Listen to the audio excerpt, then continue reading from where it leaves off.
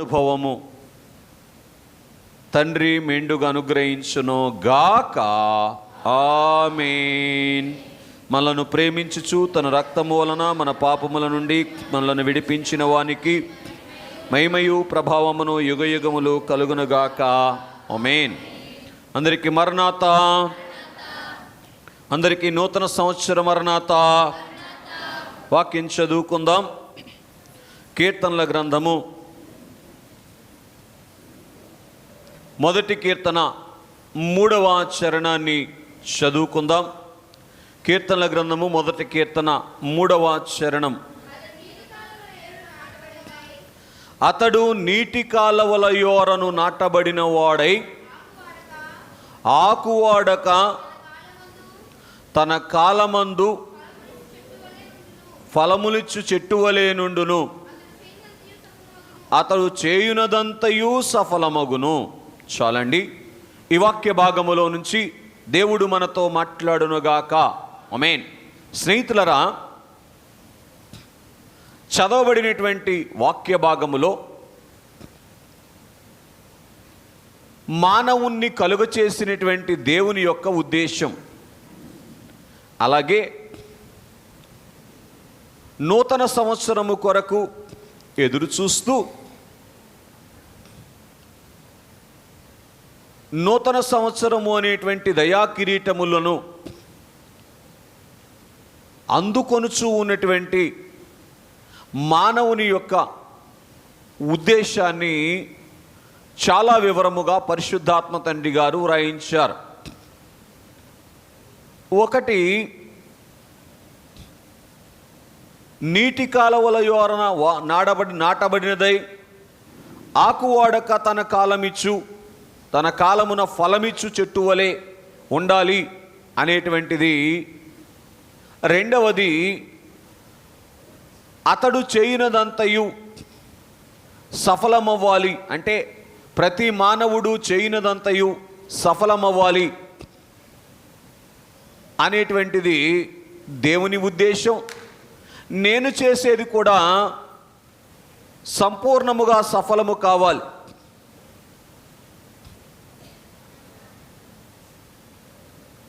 I was not interested to face any failures. ఏ విఫలత్వము కూడా నా యొక్క జీవితంలో ఉండటానికి నేను ఇష్టపడను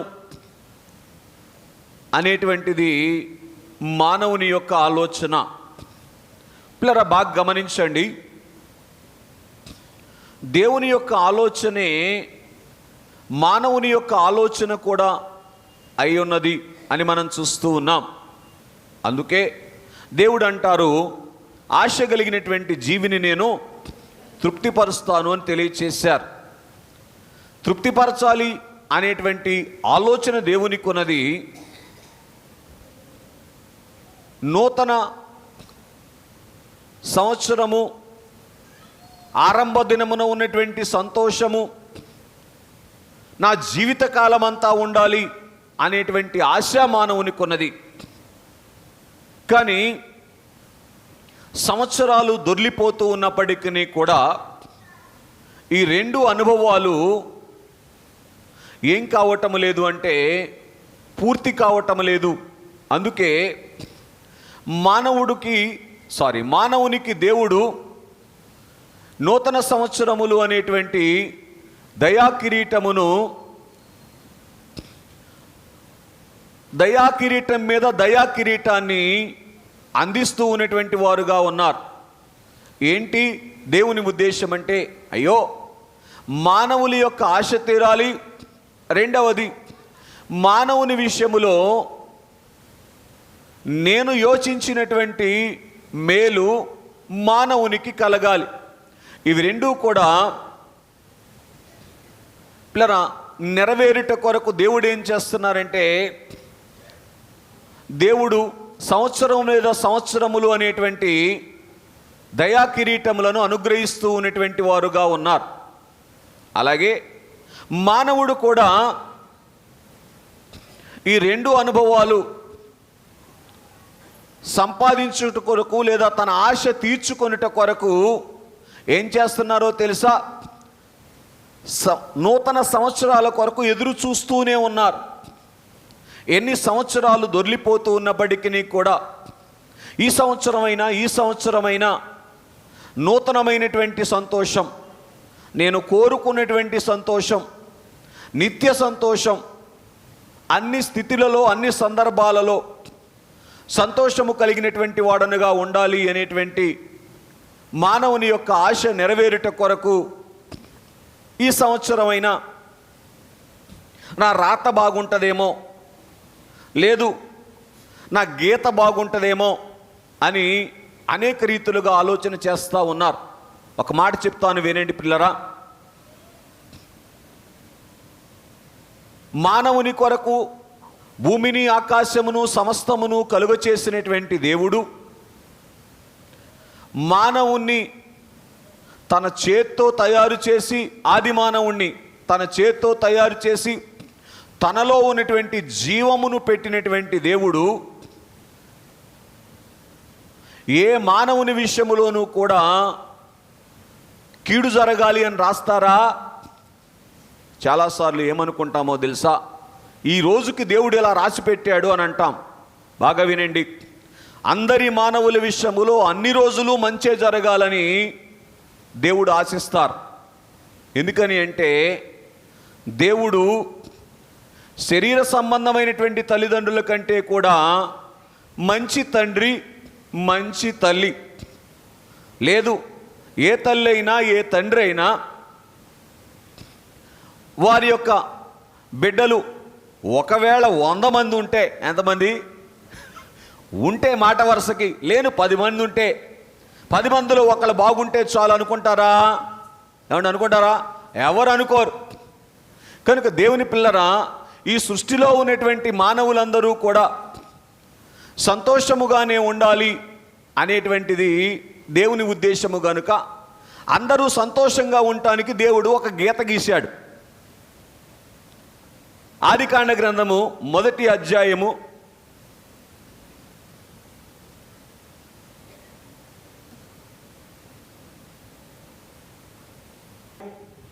26వ వచనములో దేవుడు మానవుని విషయములో గీసినటువంటి గీత, లేకపోతే మానవుని కొరకు రాసిన రాత ఏంటి అంటే, దేవుడు మానవుని విషయంలో రాసినటువంటి రాత గీత మళ్ళీ చెప్తున్నాను. ఏంటో తెలుసా? మానవుడు నా పోలిక కలిగి ఉండాలి, మానవుడు నా స్వరూపము కలిగి ఉండాలి. అలాగే ఆదికాండం 1వ అధ్యాయం 28వ వచనములో ఆకాశము కింద ఉన్నటువంటి సమస్తమును కూడా మానవుడు ఏలేటువంటి వాడుగా ఉండాలి. ఇది ఎవరి కొరకు రాసిన వ్రాతో చెప్పనా? సర్వమానవాళి కొరకు రాసినటువంటి రాత. అలాగైతే దేవుని స్నేహితులరా, మరి ఎందుకు మనం ఇలాగనుకుంటున్నాం? ఏంటో దేవుడు నా మీద పక్షపాతం చూపించాడు, నా అందరి జాతకాలు రాసినట్లుగా నా జాతకం రాయలేదు అనుకుంటున్నారు అని అనుకుంటూ ఉన్నటువంటి వాళ్ళరా, దేవుడు అందరి విషయంలోనూ కూడా మంచి ఆలోచన చేసినటువంటి వాడుగా ఉన్నారు, చేస్తూ ఉన్నారు కూడా. ఈ సత్యాన్ని గ్రహించాలి. లేకపోతే ఎప్పుడైతే ఈ దేవుడు మన విషయములో మంచి చేస్తాడు అనేటువంటి ఆలోచన మానవునికి మరుగైపోయిందో, మానవుడు ఏం చేశాడంటే, కొంచెం కాలమన్నా బాగుంటే, ఏంటది, కాలం మారితే, తిథి మారితే, నక్షత్రం మారితే అయినా నేను సంతోషముగా ఉండేటువంటి వాడనుగా ఉంటాను, నా యొక్క రాత మారిపోద్ది అనేటువంటి ఆలోచన చేస్తూ ఉన్నారు. కానీ స్నేహితులరా, బాగా వినండి. మానవులను కలుగ చేసినటువంటి దేవుడు కాలమునకు అతీతుడైనటువంటి దేవుడు, సమస్తమును కూడా మానవులకు అనుకూలపరచగలిగినటువంటి శక్తివంతుడైనటువంటి దేవుడు. అందుకే యెషయా గ్రంథం 1వ అధ్యాయంలో ఆయన అంటారు, ఆకాశము ఆలకించుము, భూమి చెవియొగ్గుము. ఆకాశముతోనూ భూమితోనూ కూడా మాట్లాడగలిగినటువంటి మహిమ కలిగినటువంటి దేవుడు, మానవులను కలుగ చేసినటువంటి దేవుడు. సమస్తమును కూడా మానవునికి అనుకూలపరచగలిగినటువంటి శక్తి కలిగినటువంటి వారు అని మనం చూస్తూ ఉన్నాం.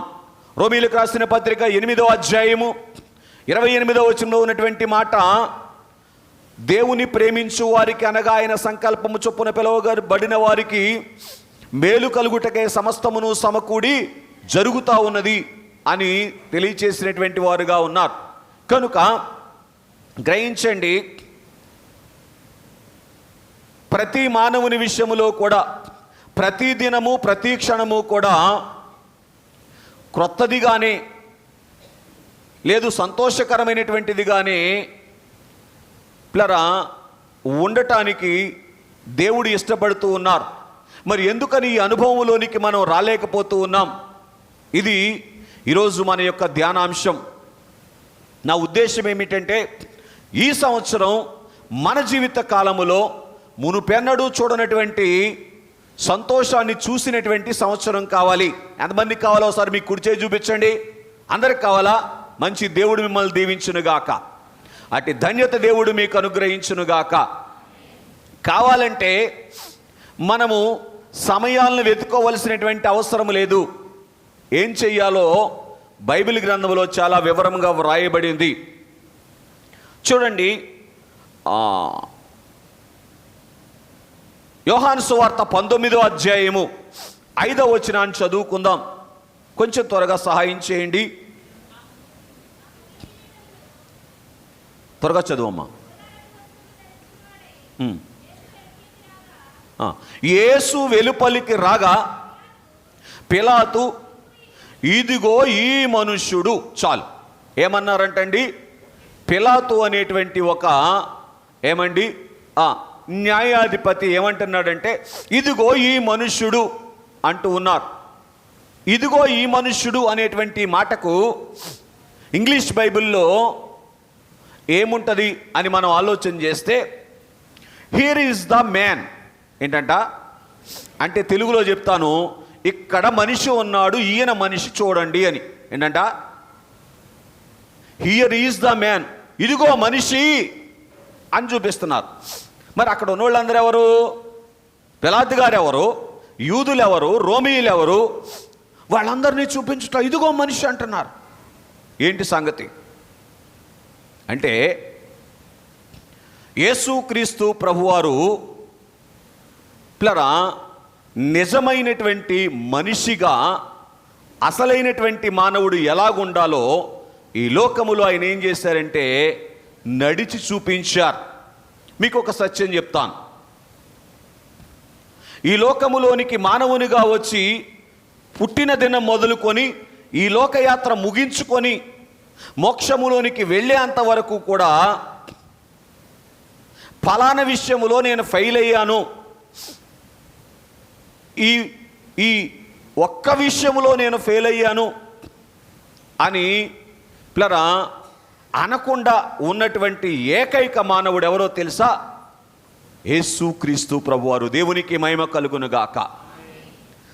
సమయములతో, సందర్భములతో, పరిస్థితులతో, అనుకూలతలతో, ప్రతికూలతలతో సంబంధము లేకుండా అన్ని సమయాల్లో అన్ని స్థితుల్లో కూడా ఆయన ఎలాగున్నారు అంటే విజయాన్ని పొందినటువంటి వారుగానే ఉన్నారు. ఆయన అనుకున్నటువంటి అతడు చేయనిదంతయు సఫలమగును అనేటువంటి స్థితిని మాత్రమే కనబరిచారు. మీరంటారు ఆయన దేవుడు కదండి అని. బాగా వినండి, ఆయన దేవలోకములో ఉన్నప్పుడు దేవుడు భూలోకానికి ఎలాగో వచ్చారు అంటే మనుష్యుడిగా వచ్చారు. ఎలాగొచ్చారు చెప్పండి? అందుకే యోహాను సువార్త 1వ అధ్యాయము 30వ వచనములో పరిశుద్ధాత్మ పూర్ణుడైనటువంటి యోహాను గారు మాట్లాడుతూ వస్తూ ఉన్నటువంటి యేసు ప్రభు వారిని చూసి, ఇదిగో నా వెనక ఒక మనుషుడు వస్తున్నాడు అన్నాడు. ఎవరు వస్తున్నారంటే అండి? గ్రహించండి. అలాగే దేవుని యందు ప్రియ స్నేహితులరా, మరి ఒకటిగా మనం చూసినటువంటి వారముగా ఉన్నట్లయితే, సాక్షాత్తు తండ్రి అయినటువంటి దేవుడు పరలోకములో నుంచి ఏమంటారంటే, మత్తయి సువార్త 3వ అధ్యాయము 17వ వచనములో, ఈయన నా ప్రియ కుమారుడు అని సాక్ష్యం ఇచ్చినటువంటి వారుగా ఉన్నారు. గ్రహించండి. కనుక అందుకే దైవజనులు ఏమన్నారంటే, ఆయన అసలైన దేవుడు, అసలైనటువంటి మనుష్యుడు అన్నారు. ఎవరంట? కనుక అసలైనటువంటి మనుష్యుడు అని ఎందుకు అన్నారు అంటే,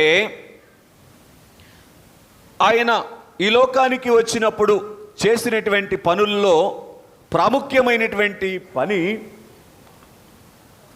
మానవుల్ వర్తింప మాదిరి చూపుట విమల నరావతారము వలననే. ఏం చేశారంటండి? ఇదిగో మానవుడు ఇలాగూ ప్రవర్తించాలి, మానవుడు ఇలాగూ మాట్లాడాలి, మానవుడు ఇలాగున నడవాలి, మానవుడు ఇలాగున చూడాలి, మానవుడు ఇలాగున సమస్త కార్యముల్లో కూడా ఇలాగ ఉండాలి అని ఏం చేశారంటే మానవునికి మాదిరి చూపించారు. ఇది చూడండి, మానవునికి మాదిరి చూపగలిగినటువంటి సరి అయినటువంటి స్థితి ఎవరి దగ్గర ఉంది? ఇటు చూడండి, ఈ ఫ్యాన్ ఉంది కదా, ఈ ఫ్యాన్ ఎలాగుంటే బాగుంటుంది అని చెప్పగలిగేటువంటి స్థితి ఎవరి దగ్గర ఉంది? ఆ ఫ్యాన్ను కలుగు చేసినటువంటి ఆయన దగ్గర ఉంటుంది. అలాగే మానవులకు సరి అయినటువంటి మాదిరి చూపించగలిగినటువంటి జ్ఞానము ఎవరి దగ్గర ఉందంటే మానవులను కలుగు చేసినటువంటి దేవుని దగ్గర ఉంది. కాబట్టి ఇటు చూడండి, 4000 సంవత్సరాలు, ఏనండి 4000 సంవత్సరాలు అనేక మంది మానవులను దేవుడు ఈ లోకానికి పంపించారు. బలవంతుడైనటువంటి సంసోన్ని, ఏమండి రాజుగా ఎన్నుకొనబడినటువంటి సౌలుని, అలాగున్నే ఏమండి జ్ఞాని అయినటువంటి సొలొమోన్ని, ఐశ్వర్యవంతుడైనటువంటి సొలొమోన్ని, అలాగున్నే జ్ఞానము కలిగినటువంటి దానియేలు, యోసేపు, దేవుని ఆత్మ కలిగినటువంటి వారిని కూడా ఏం చేశారు? ఆయన ఈ లోకానికి పంపారు. కానీ వీరిలో ఎవరూ కూడా మానవునికి సరి అయినటువంటి మాదిరి చూపించలేదు. కొంతవరకు మాదిరి చూపించారు, కానీ మానవుని యొక్క మాదిరి వారి వైపు చూస్తే సంపూర్ణమయ్యేటువంటి స్థితి లేదు. గనుక ఇప్పుడు నేనెవరిని పంపించాలి అని దేవుడు ఆలోచన చేసి, నేనే మానవుడుగా వెళ్ళాలి అని దేవుడు యేసు అనేటువంటి మానవుడిగా ఈ లోకానికి వచ్చారు. దేవునికి మహిమ కలుగునుగాక. ఈ యేసు అనేటువంటి మానవుడు ఈ లోకానికి వచ్చినప్పుడు 33.5 సంవత్సరాల జీవిత కాలములో బాగా గ్రహించండి, ఎప్పుడూ కూడా నెమ్మది లేనటువంటి వాడుగా కనబడలేదు. కొత్త సంవత్సరం వస్తే బాగుండే, నా గీత మారితే బాగుండే, నా రాత మారితే బాగుండే, ఈ సంవత్సరం అయినా నా స్టార్ మారద్దేమో అన్నట్లు చూడాల్సినటువంటి పరిస్థితి రాలేదు. ఏంటి కారణం అని అంటే, మానవుని కలుగజేసిన దేవుడు మానవుడు ఎలా ఆలోచించాలో అలా ఆలోచించారు, ఎలా చూడాలో అది అలా చూశారు, ఎలా మాట్లాడాలో అలాగ మాట్లాడారు, ఏం చెయ్యాలో అది చేసినటువంటి వారు యేసుక్రీస్తు ప్రభువారు. ఈరోజు మనమేమి వ్రతాలు చేయాల్సిన అవసరం లేదు, యజ్ఞాలు యాగాలు చేయాల్సినటువంటి అవసరం లేదు. దేని కొరకు? శాంతులు చేయాల్సిన అవసరం లేదు. దేని కొరకు? మన రాత మారటానికి. అర్థమైందా? మన జీవితంలో నిత్యము సంతోషం ఉండటానికి.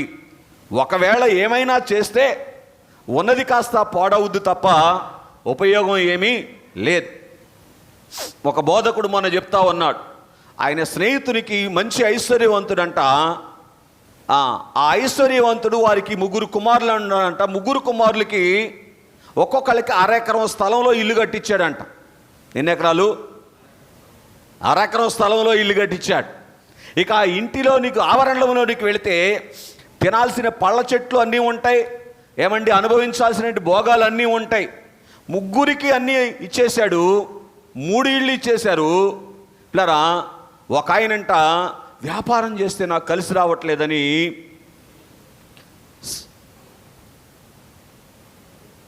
పర్వాలేదు సిద్ధాంతి దగ్గరికి వెళ్ళాడంట.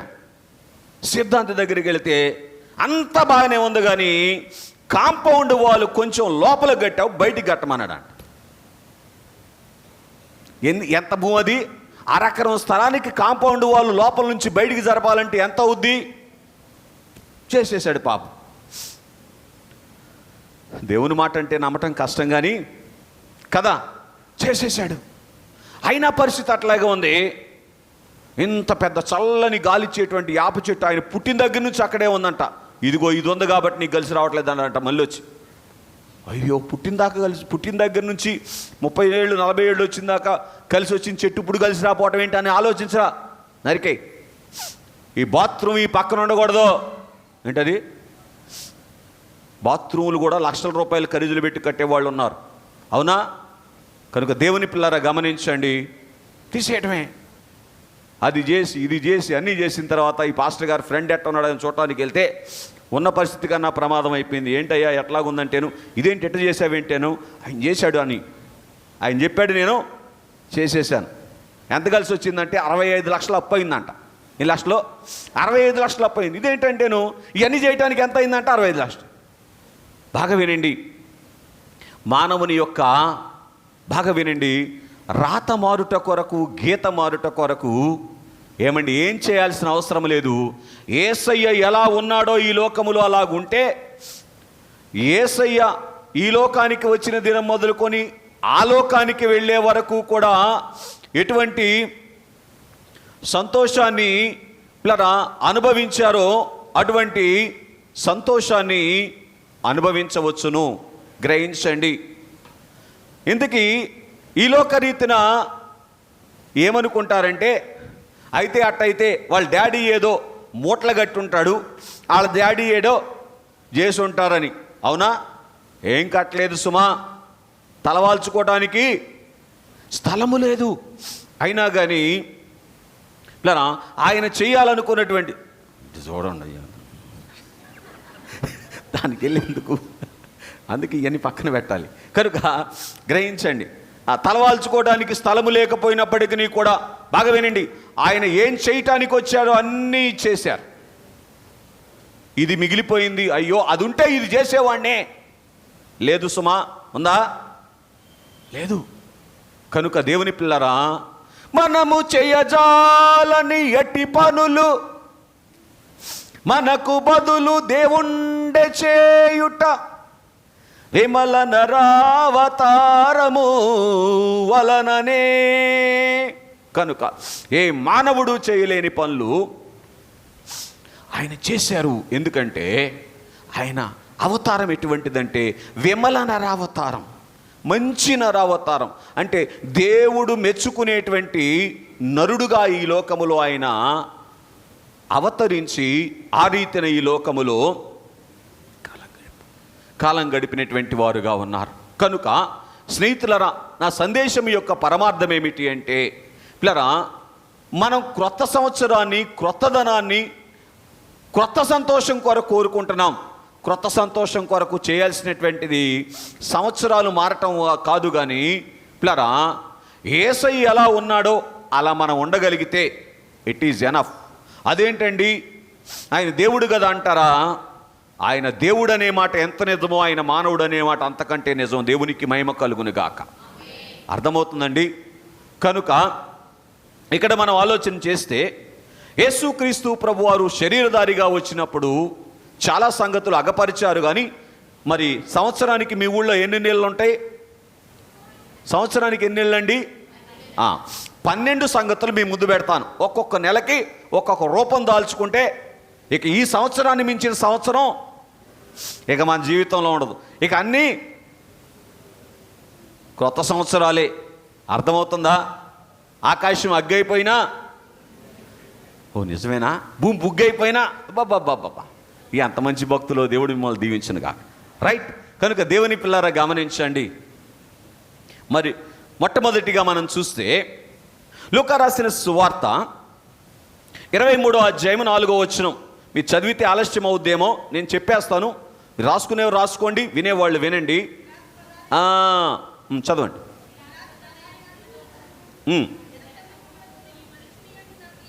ఈ మనుషుని యందు, ఎవరి యందంట? ఈ దేవుని యందు అన్నాడా, ఈ మనుషుని యందు అన్నాడా? గుర్తుపెట్టుకోండి, ఈ మనుషుని యందు నాకు ఏ నేరము కనబడటం లేదు. అర్థమవుతుందండి? బాగా గ్రహించండి. ఏం కనబడతా ఉంది? మానవుడైనటువంటి మన అంశం ఏంటి? మానవుడైనటువంటి మనుషుడైనటువంటి యేసు అనేటువంటి మనుషుల్లో ఉన్నటువంటి సంగతులు, ఆయన విజయానికి అపజయమే ఆయన జీవితంలో కళ. ఏంటది? కళ్ళ కూడా అపజయం లేదు. ఉండటానికి కలిగినటువంటి కారణం ఏంటి అని మనం ఆలోచన చేస్తే, చదువునాన్న మళ్ళీ ఒకసారి. ఈయన యందు ఏ దోషము నాకు కనబడటం. బాగా వినండి, ఈ యొక్క లక్షణం ఎవరిది? ఏ దోషము కనబడనటువంటి లక్షణం ఎవరిది? దేవునిది. బాగా గుర్తుపెట్టుకోనండి. కనుక మానవుడిగా వచ్చినటువంటి వారిలో మొట్టమొదటిగా దేవుని యొక్క స్వరూపాన్ని, దేవుని యొక్క పోలికను జీవించినంత కాలము కూడా, ఎంతకాలం? స్టార్ బాగున్నంతకాలం కాదండి, అవునా కాదా? అన్నీ బాగుంటే కదా, అట్లా కాదు సుమా. 33.5 సంవత్సరాల్లో ఎన్ని అనుకూలతలు ఉన్నాయో, ఎన్ని ప్రతికూలతలు ఉన్నాయో, ఎన్ని ఉన్నప్పటికీ కూడా పిల్లరా, ఆయన యందు ఏ దోషము కనబడలేదు అని మనం చూస్తూ ఉన్నాం. కారణం ఏంటంటే, ఆయన ఆది మానవుణ్ణి ఏ స్వరూపముతో, ఏ పోలికతో కలుగ చేశారో అదే పోలికగా వచ్చినటువంటి మానవుడుగా ఈ లోకములో పిల్లరా తన కాలాన్ని సంపూర్ణముగా వెళ్ళబుచ్చారు. దేవునికి మహిమ కలుగునుగాక. అర్థమవుతుందండి? కనుక స్వరూపము బట్టి ఏముంటుందంటే స్వభావం ఉంటుంది. స్వభావమే పోలికను చూపిస్తుంది. కాబట్టి దేవుని పిల్లరా గ్రహించండి, ఆయన మానవుడైనప్పటికీ కూడా ఎలాగున ఆ స్వరూపాన్ని కనబరిచారు అంటే, దేవుడు మానవునికి ఇచ్చినటువంటి స్వభావాన్ని, స్వరూపాన్ని, పోలికను ఏం చేయలేదంటే ఆయన మార్చుకోలేదు. నాకు ఇట్లాగ ఉండటం ఇష్టం కాబట్టి ఇట్లా చేస్తానని అనలా. ఆయన నన్ను ఇట్లా కలుగజేశారు కనుక I will be like this only. కనుక మానవుణ్ణి ఇలా కలుగజేశారు కనుక నేను అలాగే ఉంటాను అనేటువంటి స్థితి దేనికి కారణమైంది అని మనం ఆలోచన చేస్తే, పిల్లరా అతడు చేయనిదంతయు సఫలమైనటువంటి స్థితి. చాలా జాగ్రత్త. కలిసి రావట్లేదు అంటున్న వాళ్ళరా, కలిసి రావటానికి, కలిసి రాకపోవటానికి కారణము ఏంటో చెప్పమంటారా? మనం దేవునితో కలిసి వెళ్తున్నామా? ఎవరితో? మనం దేవునితో కలిసి వెళితే చాలు. ఇంకా దేవుడు మనతో కలిసి వస్తే ఏం జరుగుద్ది చెప్పండి? అంతయు మనదే కదా, యేసునికున్నదంతయు. కనుక ఉందలే మంచి కాలం, ముందు ముందలేదు, ఈరోజు మంచి కాలమే. ఏంటండి? రైట్. కనుక రెండవదిగా మనం చూస్తే, అపోస్తుడైనటువంటి పౌలు గల్తీలకు రాసిన పత్రిక 6వ అధ్యాయము 7వ వచనము, అలాగే మత్తయి సువార్త 7వ అధ్యాయము 12వ వచనము, అలాగే మత్తయి సువార్త 7వ అధ్యాయం 18వ వచనం. మోసపోకుడి, దేవుడు వెక్కిరింపబడడు, మనుషుడు దేనిని విత్తునో దానినే కోయునో. గ్రహించండి. కనుక 7:12 కూడా చదువుతారా? మనుషులు మీకేం చెయ్యాలని మీరు అనుకుంటారో అలాగున్నే. అంతే. అర్థమవుతుందండి? ఏం పెద్ద యజ్ఞం కాదు ఇది. మీరు నాకేం చేయాలనుకుంటానో అని నేను అనుకుంటానో నేను మీకు అది చేస్తే చాలంట. ఇదేంటిది? చాలా చెప్తారు అనుకుంటే యేసయ్య చిన్న మాట చెప్పేసారండి. యేసు ప్రభు చెప్పిందా నేను చెప్పింది? అది మత్తయి సువార్త 7వ అధ్యాయం మొత్తం ఎవరు రాసింది? యేసు ప్రభు స్వయంగా మళ్ళీ మాట్లాడుతున్నారు. మీకు ఎవరు మనుషులు ఎలా చేయాలనుకుంటారో మీరు మనుషులకు అలా చేయండి చాలు, అంతే. ఎందుకంట అలా చేస్తే ఏం జరుగుద్ది? 7వ అధ్యాయం 18వ వచనంలో ఉంటుంది. గల్తీ పత్రిక 6:7లో మీరు చదివినట్లుగా మనం ఏది విత్తుతామో దాన్నే కోస్తామన్నట్లుగా మనకు మంచి అనుగ్రహించబడుతుంది అని మనం చూస్తూ ఉన్నటువంటి వారముగా ఉన్నాం. కనుక స్నేహితులారా గమనించండి, 7వ అధ్యాయం 18వ వచనం కూడా మంచి చెట్టు ఎట్లాగూ కాని ఫలం ఫలిస్తుంది, పనికిమాలిన చెట్టు ఎలాగో మంచి ఫలాలు ఫలిస్తుంది అని తెలియచేశారు. కనుక ఇక్కడ సంగతి ఏమిటి అంటే, పరిశుద్ధమైనటువంటి నైజమును ఆయన కలిగినటువంటి వారుగా ఉన్నారు. ఎందుకని? ఆయన ఇటు చూడండి, చెడు చేసిన వాళ్ళకి మంచే చేశారు ఏమండి, కీడు చేసిన వాళ్ళకి మేలే చేశారు ఏమండి. ప్రతి సందర్భములో కూడా ఆయన మీద రాళ్ళెత్తాలి అనుకున్నటువంటి వాళ్ళ మీదకు కూడా ఆయన ప్రేమనే కనబరిచారు. అంటే పిల్లరా, ఆ విత్తనం అటువంటిది, ఆ బ్రీడ్ అంటగా పర్వాలేదు. కనుక దేవుని పిల్లరా, అందుకే యోహాను భక్తుడు యోహాను రాసినటువంటి మొదటి పత్రికలో ఏమన్నారో తెలుసా? చూడండి, చక్కని మాట. దేవుని బీజము,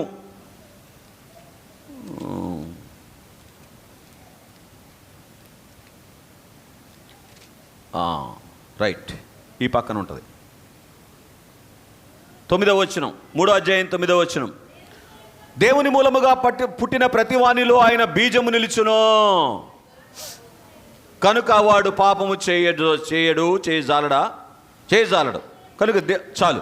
కనుక దేవుని యందు ప్రియ స్నేహితులను గమనించండి, దేవుని వలన పుట్టిన వానిగా ఏం చేశారంటే ఆయన కనబరిచారు. బాగా గ్రహించండి. సంగతి ఏమిటి అంటే, ఆయన పరిశుద్ధమైనటువంటి నైజం ఆయన నైజం అటువంటిది. ఏంటంటే ఆయన నైజం మంచినే విత్తటం, ఆయన నైజం మంచినే విత్తటం ఆయన నైజం. కనుక ఇలాగున ఎప్పుడైతే మంచి నైజము కలిగినటువంటి వారుగా ఉన్నారో అపజయం అనేటువంటిది కనబడలేదు. అందుకే దేవదాసయ్య గారు అంధకారంపై అధికారం ఇచ్చేటువంటి ప్రార్థన అనే ప్రార్థన రాశారు. అందరూ ప్రతిరోజు చేయమని ఎంతమంది చేస్తున్నారు? చేయత్తమని నేను అనలేను, కానీ వినండి, ఖచ్చితంగా చేయండి. అందులో దైవజనులు చెప్తూ ఏమన్నారంటే, అయ్యా నువ్వు నరశరీరధారిగా నరశరీరముతో వచ్చినప్పుడు మా మానవ నైజాన్ని నీలోనికి రానివ్వలేదు, కానీ పరిశుద్ధమైనటువంటి నైజాన్నే నీవు కలిగి ఉన్నావు, అట్టిది మాకు దయచేయి అన్నారు. కనుక నైజము, బాగా వినండి, మన యొక్క నైజము దేవుని నైజముగా మార్చుకోవటానికి ప్రయత్నం చేస్తే, అయ్యా నా నైజము తీసివేసి నీ పరిశుద్ధ నైజము నాకు ఇవ్వు అంటే ఏమైపోద్ది? స్టార్ మారిపోద్ది, అంతే. ఏం మారిపోద్ది? ఎందుకో పొదుగుందా చెప్పాలనిపిస్తుంది నాకు. కాబట్టి దేవుని యందు ప్రియ స్నేహితులారా గమనించండి, ఆలోచన చేయండి స్నేహితులారా. ఆది దంపతులైనటువంటి వారికి దేవుడిచ్చినటువంటి నైజం ఏమిటి? పరిశుద్ధ నైజము, పవిత్రమైనటువంటి ప్రవర్తన ఇచ్చారు దైవజనుని మాటలు. కనుక అటువంటి నైజమును ఆయన మానవుడిగా వచ్చినప్పటికీ కూడా మానవుల్లో ఉన్నటువంటి నైజం ఆయనలోనికి రానివలా. నేను ఇంతేనండి అనే వ్యవహారం కాదు అది. ఏంటది? మా వాళ్ళు అందరు ఇంతేనండి, కుదరదు. మా పెద్ద తాతగారు ఇంతేనండి, నేను అట్టా ఉంటానండి. ఒకసారి ఎవరు మన పెద్ద తాతగారు? ఆదాము గారు. ఆదాము గారిని దేవుడు కలుగు చేసినప్పుడు ఎట్టే ఉన్నారండి, నేను కూడా ఎట్టే ఉంటానండి ఒకసారి అందరూ. అబ్బా, ఇక ఈ మాటలోనికి వస్తే ప్రతిరోజు కొత్త సంవత్సరమే, ప్రతిరోజు పండగే. అర్థమవుతుందా? బాగా గ్రహించండి. కనుక ఎదుటవి చూడండి, మనిషి యొక్క స్వభావం అనేటువంటిది ఎట్లా ఉండాలో తెలుసా? ఎదుటి వ్యక్తి యొక్క పద్ధతి బట్టి మన స్వభావం మారకూడదు. బాగా గుర్తుపెట్టుకోండి. ఎదుటి వ్యక్తి యొక్క పద్ధతిని బట్టి మన స్వభావం మారకూడదు. దేవుని యేసు ప్రభు వారు శరీరధారిగా వచ్చినప్పుడు ఎదుట ఉన్న వాళ్ళు హాని చేసేవాళ్ళైనా అదే స్వభావాన్ని కనబరిచారు, మేలు చేసేవాళ్ళైనా అదే స్వభావాన్ని కనపరిచారు. అవునా కాదా? అంటే ఏంటి? ఆయన స్వభావాన్ని మార్చుకోవాలా. అందుకే ఆయన మారని దేవుడు. గ్రహించండి. ఇటు చూడండి, ఈ ప్రక్కన ఉన్నటువంటి వాళ్ళరా, మీరు మీ భర్తలకు లోబడటం అనేటువంటిది వాళ్ళు మిమ్మల్ని ప్రేమించటం మీద ఆధారపడకుండా ఉంటే పూర్తి చేయండి. ఈ పక్కన ఉన్నటువంటి పెద్ద మనుషులారా, మీరు వాళ్ళని ప్రేమించడం అనేటువంటిది వాళ్ళు మీకు లోబడటం మీద ఆధారపడకుండా ఉంటే వాళ్ళు ఏం చేసినా నేను ప్రేమిస్తాను. ఎందుకని? నా యేసయ్య ప్రేమించమని చెప్పాడు. పురుషులారా నీ భార్యలను, స్త్రీలారా మీ పురుషులకు. కనుక ఆయన చెప్పాడు కాబట్టి నేను ఇట్టుండాలి. ఇట్టుంటానికి దేవుడు నన్ను డిజైన్ చేశాడు. ఏంటది? ఈ ఫ్యాను చక్రాలు ఇలా తిరగటానికి దేవుడు డిజైన్ చేసి తయారు చేసిన ఆయన డిజైన్ చేస్తే నేను ఇటు తిరుగుతానంటే ఏమవుద్ది? మారితే బాగుండు కుత్త అంతా. హీట్ ఎక్కుతుంది బాడీ అంటది. హీట్ ఎక్కుదే ఎక్కదా రివర్స్లో తిరిగితే. ఎందుకు ఇవన్నీ హీట్ ఎక్కిపోతున్నాయి, బీపీలు పెరుగుతున్నాయి, షుగర్లు పెరుగుతున్నాయి, ఆయుష్కాలాలు తగ్గిపోతున్నాయి? చెప్పలేండి సార్. రివర్స్ మోడ్లో పడింది. అర్థమవుతుందా? కనుక సంగతి ఏంటి అంటే, దేవుని యందు ప్రియ స్నేహితులారా, ఎదుటి వ్యక్తిని బట్టి మన యొక్క స్వభావం మారితే పిల్లరా మనము చేయాలనుకున్నటువంటి పని చేయలేము కాగా సరిగదా. ఇంకో మాట చెప్పమంటారా? అక్రమము చేయవాళ్ళరా అనేస్తేనో ప్రాణాలు కదా ఆయన జ్ఞానస్తుడిగా. అవునా? మీ మూలముననే. ఎందుకంటే పండగ రోజు అంత పెద్ద పెద్ద మాటలు బైబిల్లో ఉన్నాయి. కనుక దేవుని యందు ప్రియ స్నేహితులారా గమనించండి, ఆలోచన చేయడానికి ప్రయత్నం చేయండి. పరిశుద్ధాత్మ తండ్రి మిమ్మల్ని దీవించును గాక.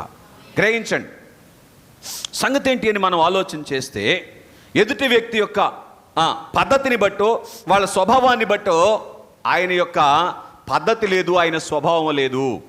కనుక పిల్లరా ఆయన చేసిందంతా సఫలమైంది. ఆయనకేదో మనకున్నంత ఎకరాలు ఉన్నాయని అనుకోబాకండి. తలవోల్చుకోవటానికి కూడా ఏమీ లేదంట. కనుక ఆయన యొక్క నైజం, అందుకే దైవజనులు చెప్పారు, నా నైజమును తీసివేసి నీ పరిశుద్ధమైనటువంటి నైజమును నాకు ఇవ్వు. నా పాత నైజం మళ్ళా తిరిగి ఇటు చూడండి, నా పాత నైజం మళ్ళా తిరిగి నాలోనికి రాకుండా చేయండి అన్నారు. అమ్మో, అవునా కాదా? అప్పుడప్పుడు ఏం చేస్తుంటుంది? ఒక ఆయన నాకు చెప్పాడు, కోపం ఉందా బాబాయ్ అన్నా నేను ఒకరోజు చంద్రపూడిలో మందుల షాపులో ఉన్నప్పుడు. కోపమా? ఇంట్లో పెట్టిలో పెట్టి పెట్టికి తాళం వేసి, తాళం మీద బొరు వేసి, ఇంటికి తలుపేసి, తలుపు గడేసి, తాళం వేసి వచ్చాను అన్నాడు. అయ్యుంటే బతకలేను ఇక్కడ అన్నాడు ఆయన. ఎంతమంది పెట్టారు అట్లా? కనుక దేవుని యందు ప్రియ స్నేహితులారా గమనించండి, అప్పుడు దాకా మంచివాడినేనండి, వాళ్ళు ఏం చేశారో మీకు తెలుసా? అసలు నా స్థానంలో మీరుంటేనండి నేను కోపమే పడ్డాను, కానీ మీరైతే పూర్తి చేయండి. అమ్మో కదా, కుదరదు సుమా. దేవుని యందు ప్రియ స్నేహితులరా, దేవుడు మెచ్చినటువంటి మనిషిగా ఉంటే చాలు, అన్ని కాలాల్లో కూడా ఎలాగుంటామో తెలుసా? దేవుని దగ్గర నుంచి వచ్చేటువంటి ప్రతి మేలు అందుకుంటాం. ఎట్లా ఉండాలి? దేవుడు మెచ్చుకోవాలండి. అనండి ఒకసారి నాతో. వీళ్ళు మెచ్చుకుంటే ఎంతకాలం మెచ్చుకుంటారు చెప్పండి? అట్ట కాదా? అంతేనా? కనుక దేవుని యందు ప్రియ స్నేహితులారా గమనించండి. అందుకే పౌలు గల్తీలతో మాట్లాడుతూ 1వ అధ్యాయం 10వ వచనంలో అంటాడు, మనుషుల మెప్పును సంపాదించుకొని చూస్తున్నాను, నేను ఎప్పటికీ దేవునికి దాసుని కాను. సరే, మంచిది, సమయం అయిపోతా ఉంది. మూడవదిగా మత్తయి సువార్త 7వ అధ్యాయం 13వ వచనంలో ఉన్నటువంటి సంగతి ఏంటి అని మనం ఆలోచన చేస్తే, ఇరుకు ద్వారమున ప్రవేశించటానికి ఆయన కోరుకున్నవారుగా ఉన్నారు. ఏ ద్వారం అంటండి? ఇరుకు ద్వారము. ఏంటి ఇరుకు ద్వారము? చెప్పగలరా ఒకసారి? పిల్లరా, ఏంటి ఇరుకు ద్వారము అని మనం ఆలోచన చేస్తే, పిల్లరా, లోకము ఏదైతే కోరుకున్నదో ఆ మార్గములో ప్రయాణం చేయకుండా ఉండటమే. అందుకే ఈ లోక స్నేహము దేవునితో వైరమని మీరు ఎనగరా. అంటే ఏంటి స్నేహం చేయటం అంటే అర్థం ఏంటి? సరైన స్నేహం అంటే అర్థం ఏంటి? మీకు స్నేహితులు ఉన్నారు ఇక్కడ ఉన్న వాళ్ళకి? ఎవరికైనా ఉండరా? శత్రువులు ఉంటారు కదా. సరైన స్నేహం అంటే అర్థం ఏంటంటే, నా చిన్నప్పుడు అనేవాళ్ళు, వాళ్ళిద్దరూ ఒక మంచం మీద పడుకుంటారండి, వాళ్ళిద్దరూ ఒక్క కంచంలోనే తింటారండి. ఇంకోటి కూడా అంటారులేండి, అది నేను అనకూడదు ఇక్కడ ఉన్నా. కనుక దేవుని పిల్లరా, వాళ్ళిద్దరూ కదా. కనుక దేవుని యందు ప్రియ స్నేహితులారా గమనించండి, ఆలోచించే అంటే లోకములో ఉన్నటువంటి వారు ఏం కోరుకుంటున్నారో అది కోరుకోవటం, లోకములో ఉన్నటువంటి వారు కోరుకున్నటువంటిది ఆర్జించటానికి, బాగా వినండి, ఏ ప్రయత్నాలు చేస్తూ ఉన్నారో అదే ప్రయత్నం చేయటమే ఏం చెప్పండి? విశాలమైన మార్గంలో వెళ్ళటం. ఇక లోకం ఇబ్బంది పెడదా? పెట్టదంతే. లోకము ఇబ్బంది పెట్టదు, కానీ పరలోకం మట్టికి సహాయం చేయదు. ఏం సహాయం చేయదు? నిజం స్నేహితులారా గమనించండి. అందుకే పౌలు మహనీయుడు ఏమంటాడంటే, ఈ లోకం మనకు యోగ్యమైనటువంటిది కాదు. కనుక దేవుని పిల్లారా గమనించండి, మరైతే ఆ లోకాన్ని కలుగు చేశాడుగా, ఆ లోకాన్ని తీసుకెళ్ళొచ్చుగా. తీసుకెళ్ళకూడదు. ఈ లోకం యోగ్యమైంది కాదన్నాడుగా, తీసుకెళ్ళకూడదు. ఏం లేదు, అప్పుడే తీసుకెళ్తే అక్కడ తేడాలు వస్తాయి కాదా. తాజెడ్డ కోతి అయ్యో కొంచెం ఆయన రూపం వచ్చిందాక మౌల్డ్ చేయాలి ఇక్కడ, తప్పదిక. అవునా? కనుక దేవుని యందు ప్రియ స్నేహితులారా, ఏమి లేదండి, ఈ వస్త్రానికి ఏదో అంటకూడదు అంటింది గత్తర. వేసుకుంటే నేను వేసుకున్నాను కాబట్టి ఆ వాసన రాకుండా ఉంటుందా? కుదరదుగా. కనుక దేవుని పిల్లారా గ్రహించండి. ఇక్కడ మనం చూస్తే పిల్లరా, ఇరుకు మార్గము అయినప్పటికీ కూడా ఇరుకు మార్గమునే తాను ప్రయాణం చేయటానికి ఇష్టపడేటువంటి వారుగా ఉన్నారు. అయ్యో నలుగురు ఒక త్రోవ, నేను ఒక త్రోవ వెళ్తే అలాగూ వీళ్ళందరూ నాకు సహకరించట్లేదు అని అనుకోలేదు సుమా. అదే ఏంటో తెలుసా, మానవుడు వర్తించాల్సినటువంటి మాదిరి, మానవుడు నడవలసినటువంటి త్రోవలో ఆయన నడిచారు. ఏ త్రోవ అని అంటే పరలోకానికి ఇష్టమైన త్రోవ, దేవునికి ఇష్టమైనటువంటి మార్గం. ఈ లోకములో ఏమండి విశాలమైనటువంటిదిగా కనబడతా ఉంటే, దేవదాసయ్య గారు చెప్పిన మాట, నాకు శ్రమ లేదు ఈ లోకములో అంటే నువ్వు భక్తుడు కాదు అని చెప్పేశారంట. చూసారా?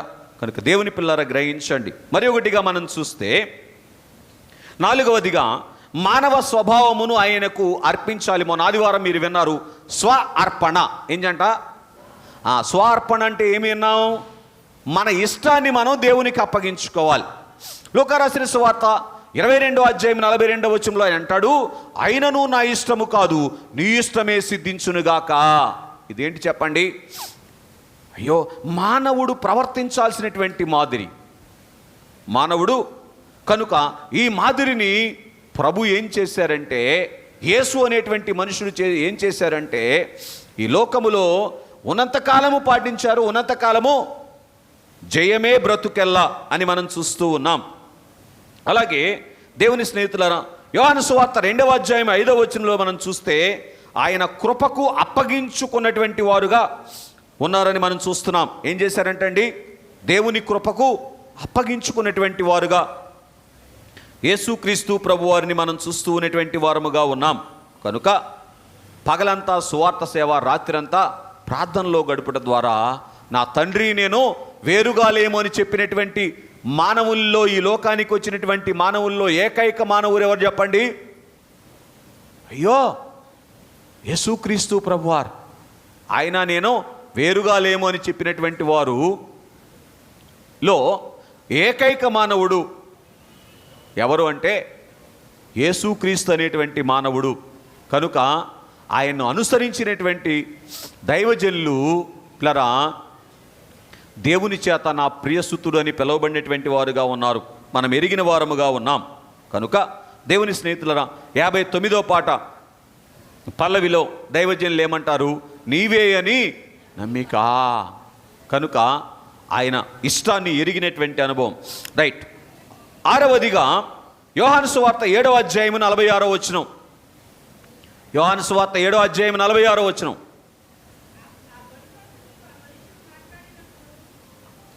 అక్కడ ఏం జరిగిందంటే, కొంతమంది బంట్రోతుల్ని పంపించారు.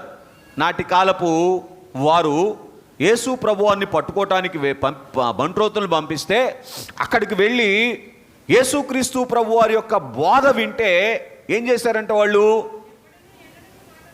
ఈ మనుషుడు మాట్లాడినట్లు ఎవ్వరూ ఎప్పుడూ మాట్లాడలేదు అని పట్టుకోకుండా వెనక్కి తిరిగి వచ్చేసారు. ఇప్పుడు చెప్పండి,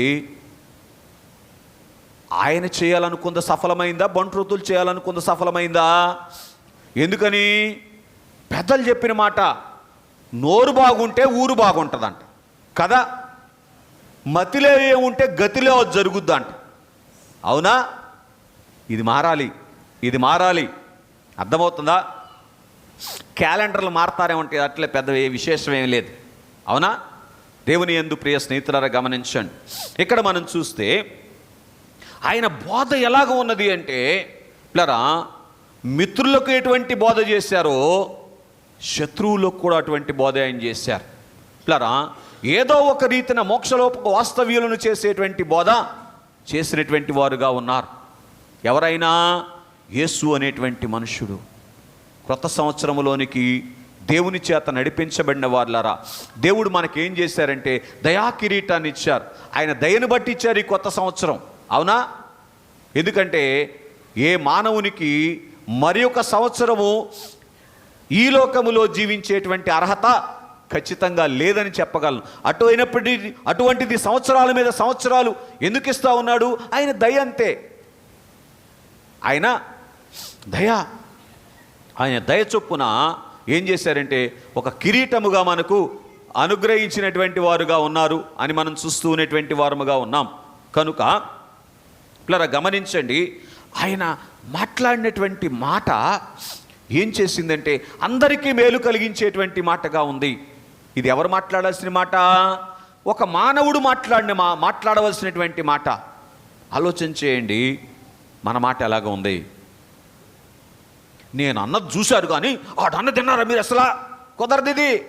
ఏంటయ్య అట్ట మాట్లాడేవి ఏంటంటే మీరు కొంచెం ముందు రావాల్సిందే గారు, కుదరదు. ఏం పర్వాలేదు అవ్వండి. కనుక దేవుని యందు ప్రియ స్నేహితులారా గమనించండి, మాట యేసు ప్రభువు చెప్పిన మాట ఏంటంటే నీ మాట ఉప్పు వేసినట్టు ఉండాలంట. నీ సంభాషణ ఎట్లా ఉండాలి? అన్నీ వేసావు కానీ నన్ను వేసి చూడు అంటదంట ఉప్పు. అవునా? కనుక దేవుని యందు ప్రియ స్నేహితులరా ఆ రీతిలో యేసు క్రీస్తు ప్రభువారు కనబడ్డారు. అంటే మానవుడు ఎలాగున మాట్లాడాలి అనేటువంటి సంగతిని పరలోక రాజ్య మర్మాలే ఆయన మాట్లాడారు. ఏం మాట్లాడారు? డిసెంబర్ ఇదే ఊరు ఇదే వచ్చిన ఎన్నో తారీఖు? జనవరి 1వ తారీఖు జీవి మాల్లో 1+10 లేవు, ఈ చెప్పటాలు ఉండవు. కనుక దేవుని యందు ప్రియ స్నేహితులరా, అయ్యా గుడి దగ్గర యేసయ్య గుడి దగ్గరికి రండి, మోక్షానికి వెళ్దాం రండి. ఎంతమంది చెప్పొచ్చారు? మొత్తం గుడి పట్టకపోతేనో దేవదాసయ్య గారు అన్నారు, పరలోకములో తక్కువ చోటని పరితాపం పొందుతారు కొంతమంది అంట. ఎన్నో భూలోకాలు కలిస్తే ఒక పరలోకం అంట. ఏం బాధపడబాకండి, మీరు ఎంతమందినైనా తీసుకోండి, పరలోకం ఎప్పుడు కూడా ఖాళీగానే ఉంటుంది మీరు తీసుకొని వచ్చే వారి కొరకు. రైట్. మరి ఒకటిగా మనం చూస్తే యోహాను సువార్త 8వ అధ్యాయం 14వ వచనములో ఉన్నటువంటి సంగతి, యేసు అనేటువంటి మనుషుని గురించి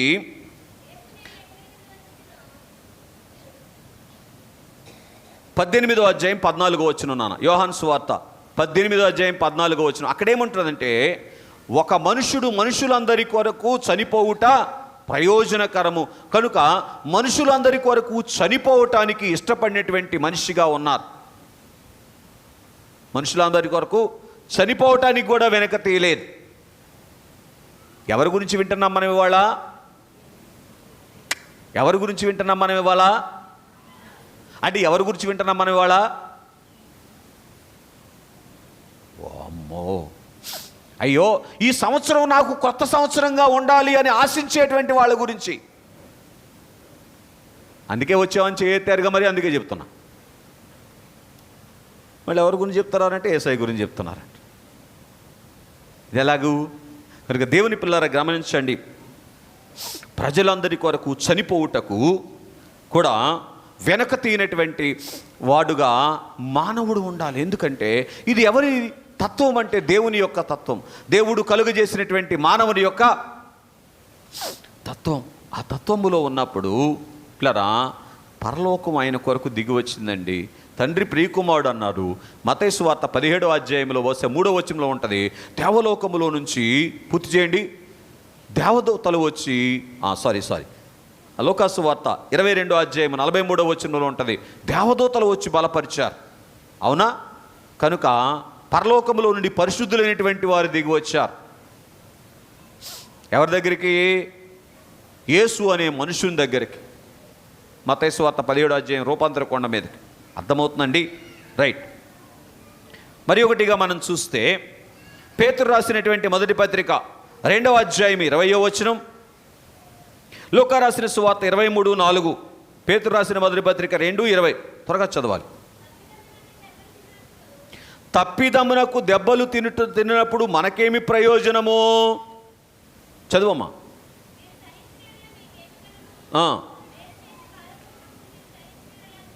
మేలు చేసి మేలు చేసి బాధపడినప్పుడు అది దేవునికి హితమగును. అర్థమవుతుందండి? కనుక యేసు అనేటువంటి ఈ మనుషుడు ప్లరా ఏం చేశారంట? తప్పు చేయనందుకు శిక్షించబడటానికి నిలబడ్డాడు. ఏంటంట? తప్పు చేయనందుకు శిక్షించబడటానికి నిలబడ్డాడు. దేవునికి మహిమ కలుగును గాక. మీకు తెలియదయ్య గారు, అక్కడ అట్ట చేయకపోతే నన్ను ఉంచరండి అని రాజీ పడే వ్యవహారం కాదు అది. తప్పు చేయనందుకు పూర్తి చేయండి. సిలువ వేస్తూ ఉంటే, చంపేస్తూ ఉంటే సో వాట్ అని నిలబడ్డాడు.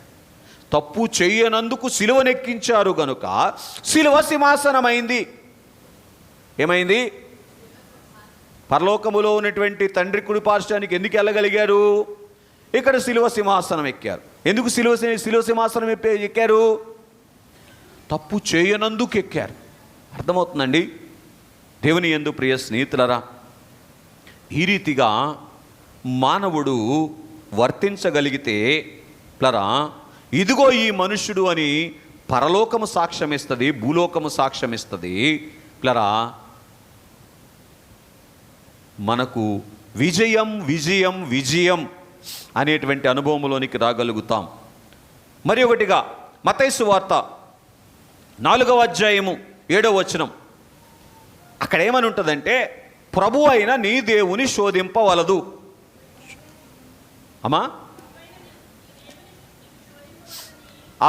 ఆగండి కొంచెం, క్షమించండి, ఆగండి. అక్కడ ఏమని ఉంటుందంటే, ప్రభు అయిన నీ దేవుని శోధింపవలదు అని యేసు అనేటువంటి మనుషుడు ఎప్పుడు చెప్పారో తెలుసా? సాతాను యేసయ్యను తీసుకొని వెళ్ళి లోకరాజ్యాలన్నీ చూపిస్తూ ఉంటే, ఇదిగోనయ్యా ఈ లోకరాజ్యాలన్నీ నీకే, ఒక్క నమస్కారం చేయి, నీకు ఇచ్చేస్తాను అంటే, పిల్లరా అంతకుముందు ఇంకో సందర్భం ఉంటుందిలే, ఈ రాళ్లను రొట్టెలుగా. కనుక దేవుని యందు ప్రియ స్నేహితులరా, ఆశీర్వదించు అనేటువంటి అనుభవం అక్కడ మనం చూస్తాం. కనుక ఏంటి దేవుణ్ణి శోధించటం అని మనం ఆలోచన చేస్తే, పిల్లరా లోకము ఏదో సహాయం చేస్తుందని లోకాన్ని వెంబడించటం, సాతాను ఏదో సహాయం చేస్తుందని సాతాన్ని వెంబడించటం, దేవుణ్ణి శోధించటం. ఎలాగో చెప్పాలి. ఎలాగంటే ఇది చూడండి, ఈ లోకములో నేను ఉన్నతమైనటువంటి కార్యాలు చేయగలిగినటువంటి వాడనగా ఉండాలి అని పిల్లరా లోకము చెప్పినటువంటి రీతిగా చేసేటువంటి అనుభవములోనికి వచ్చి అలా చేస్తే ఏం జరిగిపోద్ది చెప్పాలి మీరు? ఏం జరిగిపోద్ది? మన ద్వారా జరగాల్సినటువంటి అద్భుతం జరగనటువంటి పరిస్థితి వస్తుంది. మనకు రావాల్సినటువంటి, లోకంలో రావాల్సినటువంటి మెప్పు రానటువంటి పరిస్థితి వచ్చేస్తుంది. అవునా? అలాగైతే మళ్ళీ అప్పుడు ఏమంటాం?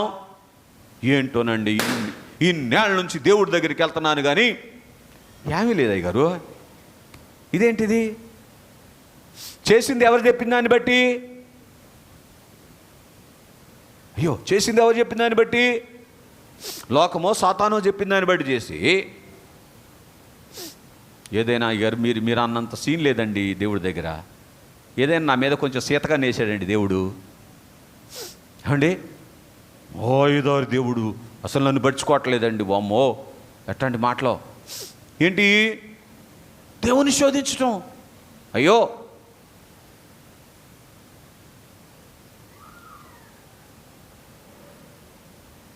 గ్రహించండి. ఏంటమ్మా ఆదివారం మందిరానికి రాలేదు? మీకు తెలియదే గారు, మా చాలా దగ్గర వాళ్ళండి. ఏంటది? ఏనని చెప్పం ఎట్లా? దేవుని యందు ప్రియ స్నేహితులారా, అసలు మీకు తెలియదే గారు కాదు, ఆదివారం ఆ రోజు ఖచ్చితంగా మాకు కూలోళ్ళు వస్తానన్నారండి. ఆ రోజు ఏరితేనే 100కి 100 బత్తాలు అవుతాయి. ఏంటది? ఆ రోజు ఇత్తనం పెడితేనే 100కి 100 బత్తాలు అవుతాయి. మీకు తెలియదండి, అదురుపోతుందండి. ఏం పోతుందే? ఏం చెప్పాలి నేను అని చెప్పేసి చేసేదేముంది? అలాగమ్మా సర్లే ప్రార్థన చేద్దాం. దేవుని యందు ప్రియ స్నేహితులారా చేసేసాడు, అయిపోయింది. పక్క పొలం ఆయనకి క్రైస్తవేతడు, ఆయనకి 100కి 100 అయితే ఈయనకి 100కి 40 కూడా అవలా. ఏదైనా అయ్య గారు దేవుడు నాకు వెళ్ళి చూడట్లేదండి. ఏంటిది? ఇదేంటిది? ఇదే దేవుణ్ణి శోధించడం ఏంటిది? 120 ఏళ్ళు బతుకయ్యా అని దేవుడు చెబితే ఏమండి 70 ఏళ్ళకు కూడా 20 ఏళ్ళ కన్నా ఎక్కువ 20 ఏళ్ళ వయసు వాళ్ళ కన్నా ఎక్కువ ఏం చేయాలమ్మా? పారబట్టుకోవాలి. ఏంటి చెప్పండి? ఏంటో కానీ వెళ్ళాను కానీ అసలు ఏం తగ్గలేదు అయ్య గారు. ఏంటి తగ్గేది? ఏంటి తగ్గేది అంటనా? మనం తగ్గేదేలా? ఎట్లా చెప్పండి? లోకమును అనుసరించడంలో ఒక్క అడుగు వెనక తగ్గామా? వెనకబడిపో. ఏంటది? ఎవరిలో వెనకబడిపోయేది? ఎట్టకు మరి చెప్పడానికి అట్టే ఉంటుంది కానీ అయ్య గారు, లేకపోతే బతికేది అట్ట. ఎటుది? ఓరి నాయనో, దేవుడు మిమ్మల్ని దీవించునుగాక. గ్రహించండి, దేవుణ్ణి శోధించేటువంటి పరిస్థితి ఎప్పుడు రాలా? చెయ్యగలిగినటువంటి పని కూడా సాతానా నువ్వు చెప్పావు గనక నేను చేయను అన్నారు అంతే. ఓ సాతానా నువ్వు మంచి మాట అన్నా చెడ్డ మాట అన్నా నేను నోర్మయ్యి అంటానన్నారు మన తండ్రి గారు దేవదాసయ్య గారు. అర్థమవుతుందండి? ఇదిగో ఈ మనుష్యుడు అని చూపించినటువంటి యేసుక్రీస్తు ప్రభు వారిని గురించి కొద్దిగా ఆలోచన చేద్దాం.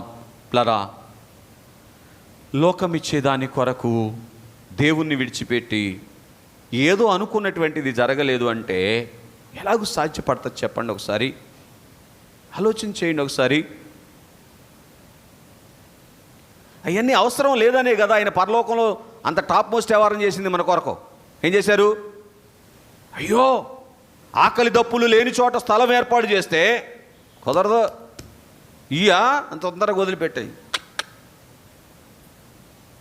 వదిలిపెడతామా? చెప్పండి సార్. పడాల్సినవన్నీ పడద్దు. ఇంకో కొత్త మాట ఈ మధ్య ఎక్కడో విన్నా నేను. దేవుడు ఎన్ని రాశాడు అని జరగాలంట. బాధలన్నీ పడమని దేవుడు రాస్తాడా? తెచ్చి నెత్తి మీద పెట్టుకొని దేవుని శోధించడం కదా? అవునా కదా? అక్కడి దాకా ఎందుకండి? మన పిల్లలు చెయ్యొద్దు అన్న పని చేస్తే వాళ్ళకి ఏదన్నా కష్టం కలిగితే మనకెంత పండగ కదండి? పండగ. మరి మనకే అంత బాధ కలుగుతుంటే, చెడ్డ తండ్రులు అయి ఉండి మనమే ఎంత బాధపడుతుంటే, పరలోకపు తండ్రి ఎంత బాధపడతాడు మనకు బాధ కలిగితే? కనుక ఏంటోనండి, దేవుడికి నా మీద అసలు మిమ్మల్ని దీవించినంతగా నన్ను ఏంటి చెప్పండి? ఆలోచన చేయండి పిల్లరా. ఏ పరిస్థితుల్లోనూ కూడా దేవదాసయ్య గారు చెప్పిన మాట. ఒకసారి మీటింగులు పెడితే, దేవదాసయ్య గారు శరీరంతో ఉన్నప్పుడు తాటాకు పందిరేసి మీటింగులు పెడితే జోరును వాన వచ్చిందంట. వస్తూ ఉంటే అక్కడ ఉన్నటువంటి భక్తులైనటువంటి వాళ్ళు వెళ్ళి, అయ్యగారండి మీరు ప్రార్థన చేస్తే వర్షం ఆగిపోద్దండి, ప్రార్థన చేయండి అంటే అయ్యగారు అన్నారంట, వెళ్ళక నా తండ్రి చిత్తానికి ఎదురు వెళతానా? ఇది మానవుడు. ఏ మానవుడు? ఇదిగో ఈయన నా ప్రియకుమారుడు అని దేవుని చేత పిలువబడే మానవుడు. ఏమండి, దైవజనుని జీవితంలో కూడా అసాధ్యమైంది ఎప్పుడైనా చూసారు మీరు? తప్పుకో అంటే ఏం తప్పుకోవాలి? శ్రమ తప్పుకోవాలి. రా అంటే తప్ప సాతానికి కూడా నో ఛాన్స్ ఎట్ ఆల్. ఆయన బిడ్డలమే కదా మనం, ఆయన మనిషినే కదా. పోనీ ఇప్పుడు దాకా ఏసఐ గురించి చెప్పాను అనుకోండి, మన అయ్యగారి సంగతి మనిషే కదా. మరి ఏంటి పవర్స్ అన్నీ ఆయనకు ఉన్నాయి, మనం ఏంటి వణకాల్సి వస్తుంది? దేనికి? అయ్యో వణకట్లేదా పరిస్థితులకు? సాతాను కొనుక్కోట్లేదా? కొంచెం చదవండి ఇంకో మాట. మత్తయి సువార్త 3వ అధ్యాయం 11వ వచనం, 8వ అధ్యాయం 29వ వచనం. సరే, అక్కడ ఏముంటుందంటే దయ్యాలు వణుకుచున్నాయి అంట ఆయనకి. ఏంటంట? ఎవరికే వణికేది? మళ్ళీ పాత పాట. మనుష్యుడికి, యేసు అనేటువంటి మనుషుని చూసి దయ్యాలు. కనుక దేవుని యందు ప్రియ స్నేహితులరా, ఏంటి కారణం అంటే పిల్లరా, దేవుడు ఉండాలనుకున్న రీతిగా మనిషి ఉన్నటువంటి ఒకే ఒక కారణం అండి. సూపర్ న్యాచురల్ పవర్స్ ఏమీ కాదు. ముగింపులోనికి వస్తున్నాను ప్లరా. మరి ఒకటిగా మనం చూస్తే మత్తయి సువార్త 22వ అధ్యాయం 29వ వచనంలో ఉంటుంది, దేవుని శక్తిని ఎరిగిన వాడు ఎవరంట? దేవుని శక్తిని ఎరిగినటువంటి మానవుడుగా ఈ లోకములో దేవుని శక్తిని చూడండి, పరిపూర్ణముగా ఎరిగినటువంటి మానవుడుగా ఈ లోకంలో కనబడ్డది ఎవరంటే యేసు ప్రభువారు. ఎందుకంటున్నానంటే అన్ని విషయాల్లో తండ్రి మీదే ఆధారపడ్డాడు. ఎన్ని విషయాల్లో? అన్ని విషయాల్లో తండ్రి మీద ఆధారపడ్డాడు. ఎందుకని? దేవుని శక్తి పరిపూర్ణంగా అర్థమైంది. ఏంటమ్మా అట చేసావు ఏంటంటే, మీకు తెలియదే కాదు, అట చేయకపోతే చచ్చిపోయేదానండి. ఓరి నాయనో, ఒకసారి చదవండి. సమూయేలు మొదటి గ్రంథం 2వ అధ్యాయం 6వ వచనంలో ఉంటుంది. ఆయన ఎవరంట? జనులను సజీవులుగా పిలిచేవాడు. ఆయన మృతులను సజీవులుగా పిలిచేవాడు, సజీవులను మృతులుగా చేయవాడు కూడా ఆయనేనంట. ఇప్పుడు శక్తి ఎవరికొంది చెప్పండి? ఎవరికొంది? మందులకు ఉందా? డబ్బుకు ఉందా? ఆరోగ్యానికి ఉందా? బలానికి ఉందా? మంచి బలవంతుడు అండి, చచ్చిపోయి లేసి వచ్చాడు, ఈయన బలాన్ని పెట్టాను రా ఎవరిని చెప్తారు ఈ ఊళ్ళో? ఏమండి సార్? అయ్యో, మీ ఊళ్ళో ఎవరన్నా బలవంతుడు, మంచి బలవంతుడు అండి, మామూలు బలవంతుడు కాదండి, గిన్నిస్ బుక్ ఆఫ్ రికార్డ్స్లో ఆయన పేరు ఉంది, నిన్నే చచ్చిపోయాడండి, ఇప్పుడే లేచి వచ్చాడండి. కుదరదస్మా. దేవుని శక్తిని ఎరిగాడు, దేవుని మీద ఆధారపడ్డాడు కనుక దేవుడు ఆయనను మృతుల్లో నుండి లేపెనో. అందుకే క్రీస్తు యేసుని లేపుని వాని యొక్క ఆత్మ మీలో ఉన్న ఎడల మీరు కూడా లేపబడతారు అని పరిశుద్ధ గ్రంథము పత్రికల భాగంలో మనం చదువుతాం. కనుక ఏంటి చెప్పండి ఇది? అయ్యో, అతడు చేయనిదంతయు సఫల, మరణంలో కూడా విజయమే. అందుకే మరణంబులో నాకు చిరజీవం ఎవరు అన్నారు దైవజనులు. మరొక అడుగు ముందుకు వస్తే ఇక చివరిగా ప్లరా మార్కు సువార్త 12వ అధ్యాయం 17వ వచనములో దేవునిది దేవునికి, మనిషిది మానవులకు ఇవ్వండి అని ఇచ్చి చూపించినటువంటి వారు యేసు ప్రభువారు. యోహాను సువార్త 4వ అధ్యాయము 34వ వచనములో ఉంటుంది, ఏమండి, నా తండ్రి చిత్తమును నెరవేర్చుట నాకు ఆహారము పానీయమునై ఉన్నది. కనుక సరే, ఇక ఆ వివరం ఇప్పుడు చెప్పకూడదు కానీ ముందుకు వెళదాం. మరి ఒకటిగా మనం చూస్తే చివరిగా 12వదిగా అపోస్తుల కార్యముల గ్రంథము 2వ అధ్యాయం 24వ వచనం, పేతురు రాసినటువంటి మొదటి పత్రిక 3వ అధ్యాయం 22వ వచనం, మరణము ఆయనను బంధించుట అసాధ్యము. ఎవరిని? వెరీ గుడ్, దేవుడిని దీవించిన గాక. మరణము దేవుణ్ణి బంధించటానికి, మరణానికి దమ్ము లేదు. కానీ ఈరోజు మరణానికి ఏం చేస్తున్నాడు మానవుడు? భయపడిపోతా ఉన్నాడు. ఎందుకని? ప్లరా, దేవుడు ఏ రీతిగా మానవుణ్ణి కలుగ చేశాడో ఆ రీతిగా మానవుడు ఉండనటువంటి పరిస్థితి ఏం చేస్తుందంటే, మరణం మానవునితో ఆటలాడుకుంటుంది, లోకం మానవుని మీద పెత్తనం చేస్తుంది, సాతాను మానవుణ్ణి వణికిస్తూ ఉన్నాడు. వీటన్నిటి మీద ప్లరా జయము దేవుడు ఎవరికి ఇచ్చారో తెలుసా? కీర్తనల గ్రంథం 8వ కీర్తన 4వ వచనంలో ఉంటుంది, దేవుని కంటే కొంచెము తక్కువగా చేశాడంట మానవుణ్ణి, కొంచెమే. కనుక సాతాన్ను కూడా ఆడించేటువంటి అధికారం ఎవరికి ఉంది? రోమీయులకు రాసిన పత్రిక 16వ అధ్యాయం 20వ వచనంలో ఉంటుంది, శీఘ్రమే సమాధానకర్తయగు దేవుడు సాతాన్ను మీ పాదముల కింద అయిపోయా. మానవుడు సాతాన్ను చితకదొక్కేటువంటి పిల్లరా ఆ అధికారము మానవునికి దేవుడిచ్చారు. కాబట్టి దేవుని పిల్లరా గ్రహించండి. కనుక నూతన సంవత్సరంలో అడుగుపెట్టిన వారులారా, మన జీవితమే నూతనముగా ఉండాలంటే, నిత్యము నూతనముగా ఉండాలంటే ఒకే ఒక్క మార్గము, యేసు అనేటువంటి ఆయన యొక్క అడుగుజాడల్లో అడుగులు వేయాలి. అందుకే బైబిల్లో ఒక మాట ఉంటుంది, ఏంటో తెలుసా? ఆయన మనము వెంబడించుట కొరకు, తన అడుగుజాడల్లో మనము నడుచుట కొరకు మాదిరి ఉంచిపోయానో. అందుకే ఆయన చెప్పారు, నేనే మార్గము. అటువంటి యేసయ్య మార్గములో నడుద్దాం పిల్లరా.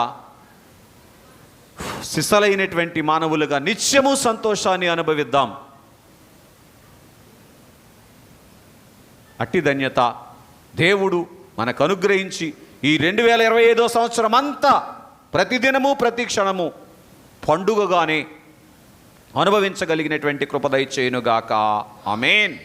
పరలోకమందున్న మా తండ్రి, నీ నామం పరిశుద్ధపరచబడునుగాక, నీ రాజ్యం వచ్చునుగాక, నీ చిత్తము పరలోకమందు నెరవేర్చున్నట్లు భూమి యందు నెరవేరునుగాక. మా దినాహారాన్ని దయచేయండి. మా ఇళ్ళ అపరాధము చేసిన వారిని మేము క్షమించిన ప్రకారం మా అపరాధములను క్షమించండి. మమ్మల్ని శోధనలోనికి తేక దుష్టుని తప్పించండి. రాజ్యము, శక్తి, మహిమ నిరంతరము నీవై ఉన్నావు తండ్రి. ఆమేన్. ప్రవేశ రక్తము జయము, అపవాది క్రియలకు లయము. ప్రవేశ రక్తము సంపూర్ణ విజయము, అపవాది క్రియలకు అనంత నాశనము. హల్లెలూయా. స్తోత్రం స్తోత్రం. ఆమేన్ ఆమేన్ ఆమేన్. యెహోవా నిన్ను ఆశీర్వదించి నిన్ను కాపాడునుగాక. యెహోవా నీకు తన సన్నిధిని ప్రకాశింపజేసి నిన్ను కరుణించునుగాక. యెహోవా నీ మీద తన సన్నిధి కాంతి ఉదయింపజేసి నీకు సమాధానము కలుగజేయునుగాక. తండ్రి దేవుని ప్రేమ, కుమారుడైన క్రీస్తు వారి యొక్క అనంత కృప, పరిశుద్ధాత్మ తండ్రి గారి యొక్క అన్యోన్య సావాసం ఈ నూతన అవసరం అంతా మనకు తోడై ఉండి నూతనమైనటువంటి మనుషులుగా, నూతన పురుషులుగా లోకం ఎదుట కనబరిచి నూతనమైనటువంటి సంతోషమును అనుభవించి నూతన యెరూషలేములోనికి చేరగలిగిన కృప దయచేసి మహిమనందును గాక. ఆమేన్. దివ్యాదేవుడు నిన్ను దీవించునుగాక. భూమి చేసిన వాడు పోషించునుగాక. క్రీస్తు రక్షించునుగాక. స్వస్థపరచుచుండునుగాక. పనులన్నిటిని సఫల పరచుచుండునుగాక. దైవాత్మ ధైర్యంబు అంతాన మోక్షంబు అందజేయునుగాక. విజయము ఈ పాట వినువారికామేన్. మరణాత.